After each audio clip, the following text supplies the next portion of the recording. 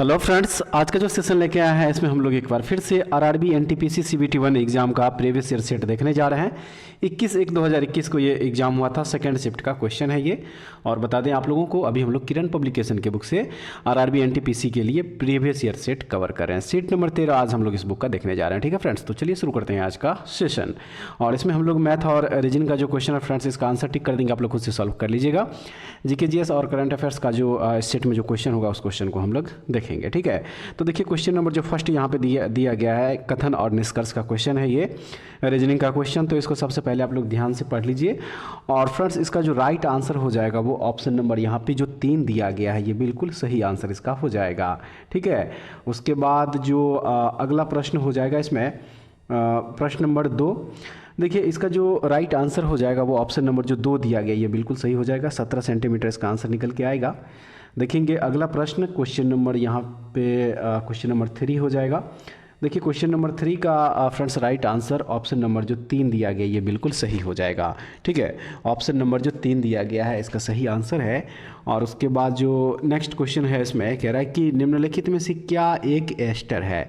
निम्नलिखित में से क्या एक एस्टर है, तो सही हो जाएगा ऑप्शन नंबर 3 में जो CH3 COO C2H5 जो दिया गया है, यह एक क्या हो जाएगा फ्रेंड्स, एस्टर हो जाएगा। एस्टर एक प्रक्रियात्मक समूह है जिसका सामान्यतः कार्बनिक रसायन विज्ञान में अध्ययन किया जाता है। ऑप्शन नंबर 3 इस क्वेश्चन का सही आंसर है। और अगला प्रश्न है कि हिंदी साहित्यकार मुंशी प्रेमचंद का मूल नाम क्या था।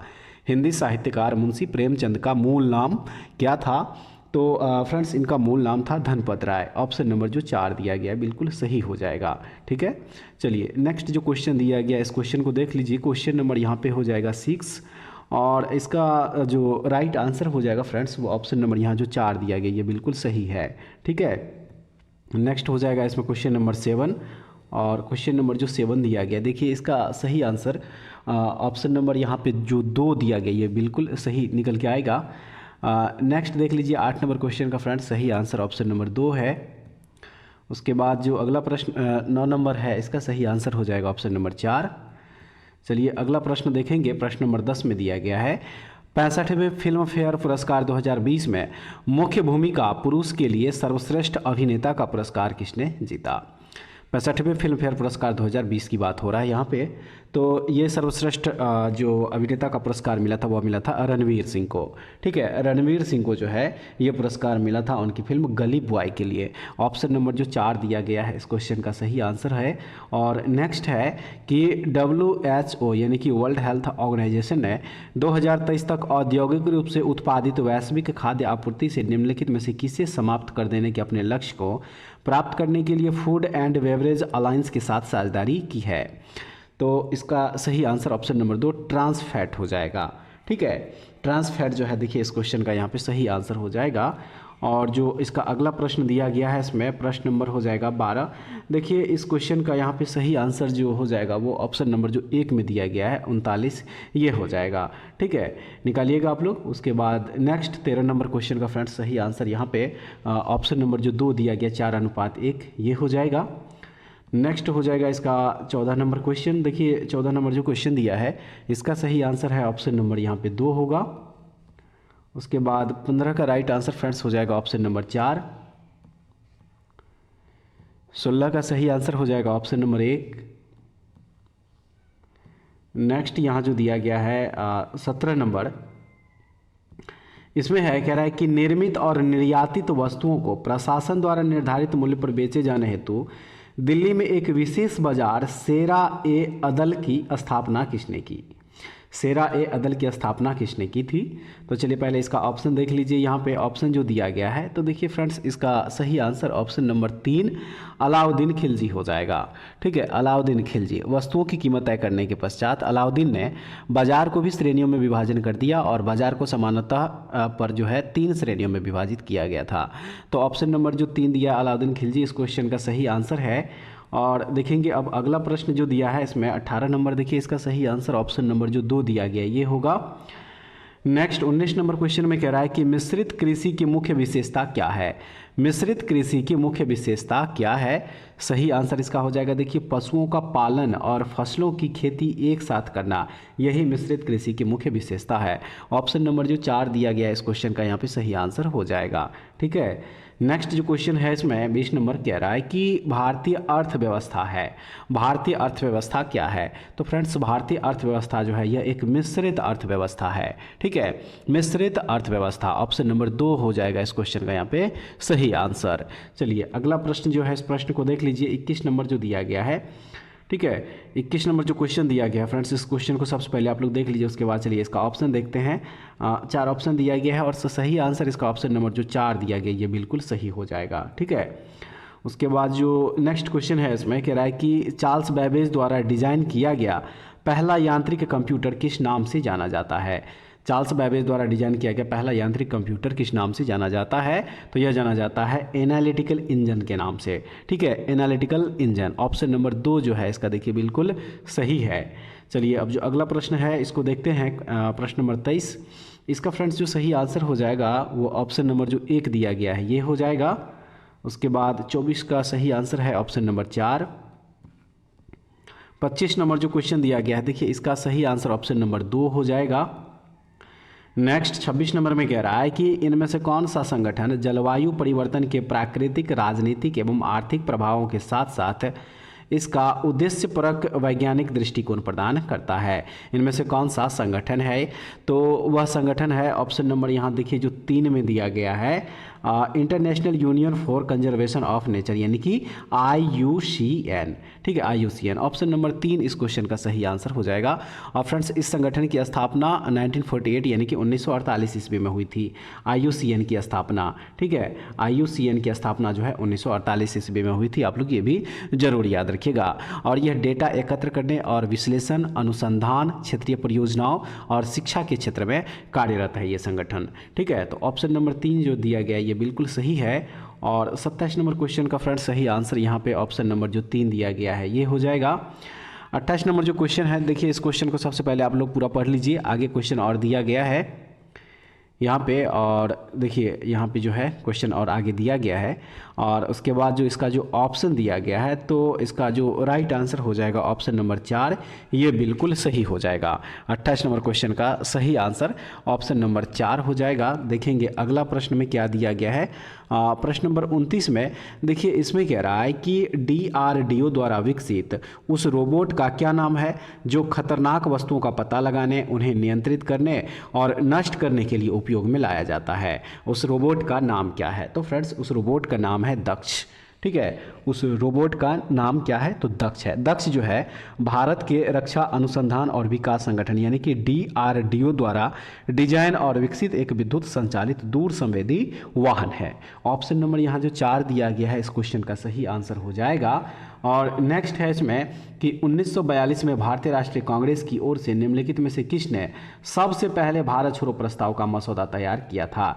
किसने तैयार किया था? तो ये मसौदा तैयार किया था महात्मा गांधी जी ने। ऑप्शन नंबर 1 इस क्वेश्चन का सही आंसर दिया गया है। अगला प्रश्न देख लीजिए, सबसे पहला और सबसे पुराना अंतर सरकारी संगठन कौन सा है? सबसे पहला और सबसे पुराना अंतर सरकारी संगठन कौन सा है? तो वह संगठन हो जाएगा फ्रेंड्स देखिए ऑप्शन नंबर 4 में जो दिया गया है central commission for navigation on the Rhine. ठीक है, ऑप्शन नंबर 4 इसका हो जाएगा बिल्कुल सही आंसर। और 32 नंबर क्वेश्चन का फ्रेंड्स सही आंसर ऑप्शन नंबर जो 1 दिया गया ये हो जाएगा। उसके बाद है कह रहा है कि वर्ष 2019 में एशियन स्क्वैश चैंपियनशिप में पुरुष एकल का खिताब किसने जीता?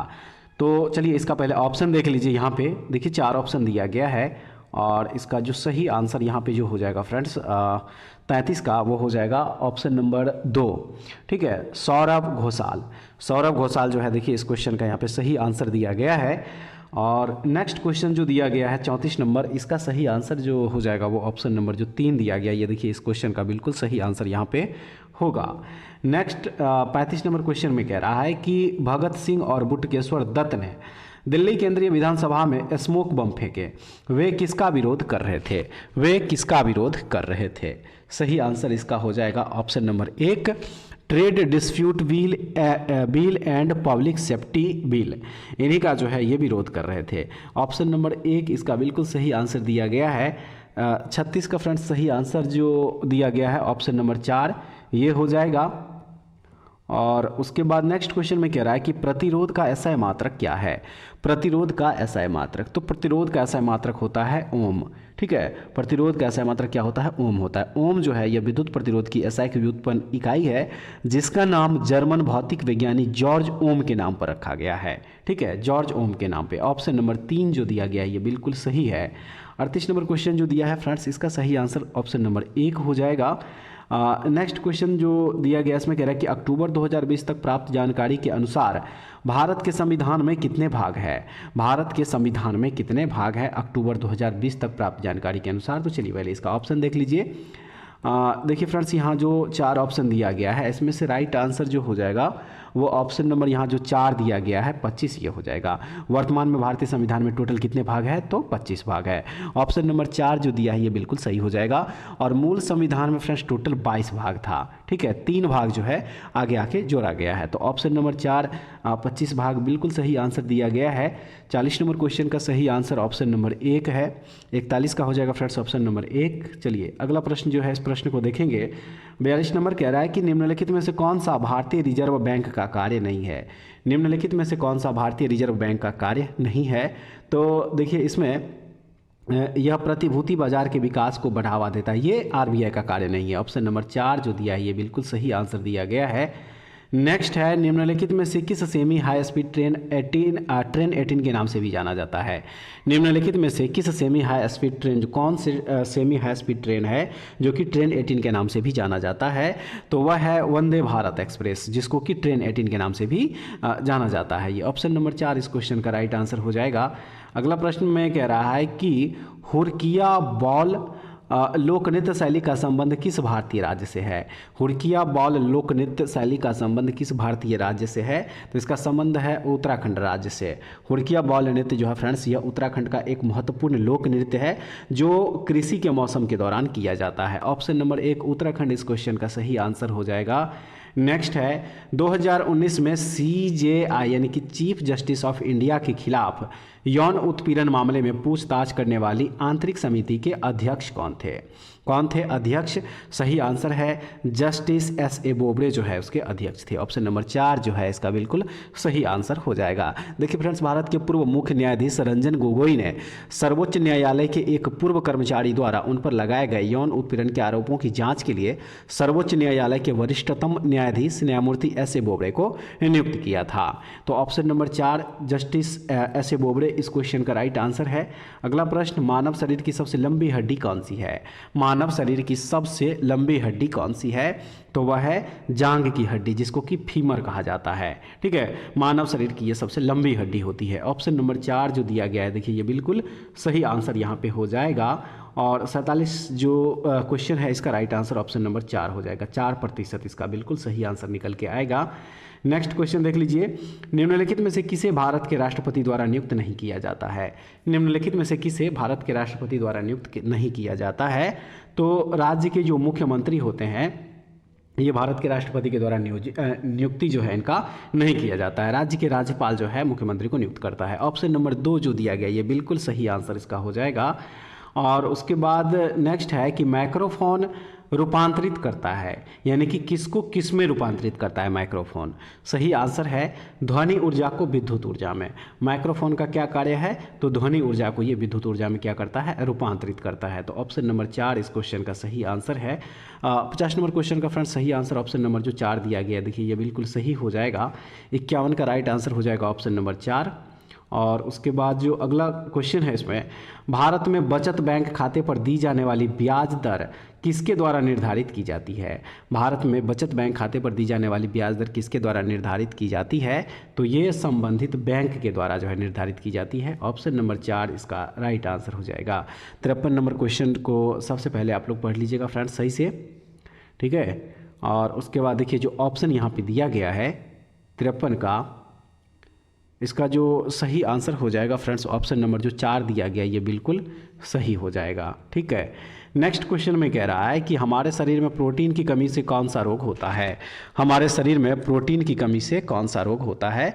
तो देखिए ऑप्शन नंबर 1 में जो दिया गया है क्वासियोरकर, ये बिल्कुल सही है। प्रोटीन की कमी से ही क्वासियोरकर बीमारी होती है। ऑप्शन नंबर 1 इस क्वेश्चन का राइट आंसर हो जाएगा।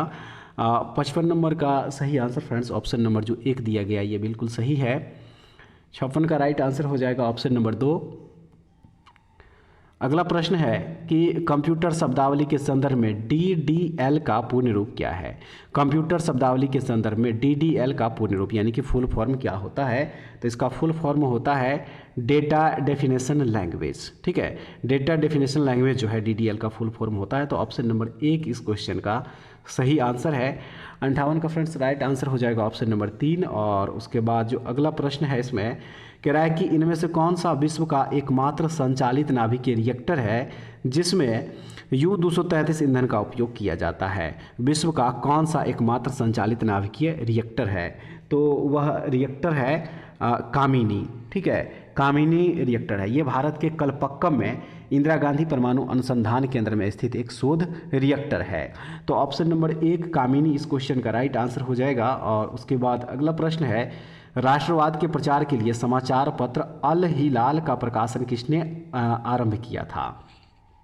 अल हिलाल का प्रकाशन किसने प्रारंभ किया था। तो सही आंसर इसका है मौलाना अबुल कलाम आज़ाद। ठीक है, अल हिलाल जो है ये भारतीय स्वतंत्रता सेनानी मौलाना अबुल कलाम आज़ाद द्वारा आरंभ किया गया एक साप्ताहिक उर्दू भाषा का समाचार पत्र था और ये 1912 से 1914 ईस्वी तक ही चला था। ये भी जरूर याद रखिएगा। तो ऑप्शन नंबर 1 इस क्वेश्चन का सही आंसर है। और अगला प्रश्न जो दिया है देखिए 61 नंबर, इसका सही आंसर फ्रेंड्स ऑप्शन नंबर 4 जो दिया गया ये बिल्कुल सही है। नेक्स्ट 62 का सही आंसर जो हो जाएगा वो ऑप्शन नंबर 3 हो जाएगा। उसके बाद जो अगला प्रश्न है इसमें मध्याह्न भोजन योजना किस मंत्रालय के कार्यक्षेत्र के अंतर्गत आती है। मध्याह्न भोजन योजना किस मंत्रालय के कार्यक्षेत्र के अंतर्गत आती है। तो सही है ये शिक्षा मंत्रालय के अंतर्गत आता है। ठीक है, MDM योजना या फिर मध्याह्न भोजन योजना जो है देखिए ये शिक्षा मंत्रालय के अंतर्गत जो है ये आती है और यह एक केंद्र प्रायोजित योजना है जिसे वर्ष 1995 ईस्वी में शुरू किया गया था। कब शुरू किया गया था? 1995 ईस्वी में इसे शुरू किया गया था। और इस योजना के अंतर्गत क्लास 1 से लेके 8 तक के पढ़ने वाले 6 से 14 वर्ष तक की आयु वर्ग के प्रत्येक बच्चे को जो है पका हुआ भोजन प्रदान किया जाता है। तो फ्रेंड्स याद रखिएगा ऑप्शन नंबर 2 जो दिया गया ये बिल्कुल सही हो जाएगा। और प्रश्न नंबर 64 को सबसे पहले आप लोग पूरा पढ़ लीजिए बढ़िया से। और उसके बाद जो ऑप्शन दिया गया है देखिए इसका राइट आंसर ऑप्शन नंबर यहाँ पे हो जाएगा, ऑप्शन नंबर 2 हो जाएगा। ठीक है, ऑप्शन नंबर 2 जो है ये बिल्कुल सही है। नेक्स्ट दिया गया है इसमें प्रश्न नंबर 65। देखिए फ्रेंड्स इसमें कह रहा है कि निम्नलिखित में से कौन सा तत्व कमरे के ताप पर द्रव होता है। निम्नलिखित में से कौन सा तत्व कमरे के ताप पर द्रव होता है। तो वह हो जाएगा पारा, मर्क्यूरी। ऑप्शन नंबर 4 इस क्वेश्चन का सही आंसर है। 66 का राइट आंसर जो दिया है वह है ऑप्शन नंबर यहाँ पे 1। देखेंगे अगला प्रश्न 67 नंबर। देखिए इस क्वेश्चन का right answer friends option number 2 हो जाएगा। ठीक है, ऑप्शन नंबर 2 जो दिया गया 14,000 रुपये ये बिल्कुल सही होगा। और नेक्स्ट क्वेश्चन में कह रहा है कि किस नदी को पीली नदी के नाम से भी जाना जाता है। किस नदी को पीली नदी के नाम से भी जाना जाता है। तो वांगहो नदी जो है इसे पीली नदी के नाम से भी जाना जाता है। ठीक है, पीली नदी में उत्तरी चीन, पूर्व मध्य और पूर्वी एशिया की प्रमुख नदी वांगहो भी शामिल है। तो इसलिए इसे क्या कहा जाता है? पीली नदी। ऑप्शन नंबर 4 इस क्वेश्चन का राइट आंसर है। 69 का फ्रेंड सही आंसर ऑप्शन नंबर जो 2 दिया गया ये बिल्कुल सही हो जाएगा। अगले प्रश्न में कह रहा है कि भारत में नीली क्रांति का संबंध निम्न में से किससे है। भारत में नीली क्रांति का संबंध निम्न में से किससे है। सही आंसर है मत्स्य उत्पादन। ऑप्शन नंबर 4 हो जाएगा बिल्कुल सही। और नेक्स्ट 71 जो दिया गया है इसका सही आंसर ऑप्शन नंबर 2 हो जाएगा। उसके बाद चलिए अगला प्रश्न जो है इस प्रश्न को देखते हैं फ्रेंड्स। देखिए इसमें कह रहा है कि कुतुब मीनार के पास स्थित कौन सी मस्जिद के बारे में यह माना जाता है कि वह दिल्ली में बनने वाला पहली मस्जिद थी। वह कौन सी मस्जिद थी? तो सही है कुवत्तुल इस्लाम मस्जिद। ऑप्शन नंबर 4 जो है बिल्कुल सही हो जाएगा इसका आंसर। ठीक है, नेक्स्ट 73 नंबर क्वेश्चन जो दिया है, सबसे पहले इस क्वेश्चन को आप लोग देख लीजिए सही से, और उसके बाद जो ऑप्शन दिया गया है तो फ्रेंड्स इसका राइट आंसर 73 का हो जाएगा ऑप्शन नंबर 3। ठीक है, ऑप्शन नंबर 3 हो जाएगा बिल्कुल सही। 74 नंबर क्वेश्चन का सही आंसर हो जाएगा ऑप्शन नंबर 3। 75 का फ्रेंड्स ऑप्शन नंबर 2 हो जाएगा।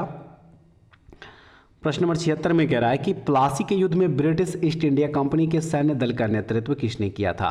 प्लासी के युद्ध में ब्रिटिश ईस्ट इंडिया कंपनी के सैन्य दल का नेतृत्व किसने किया था।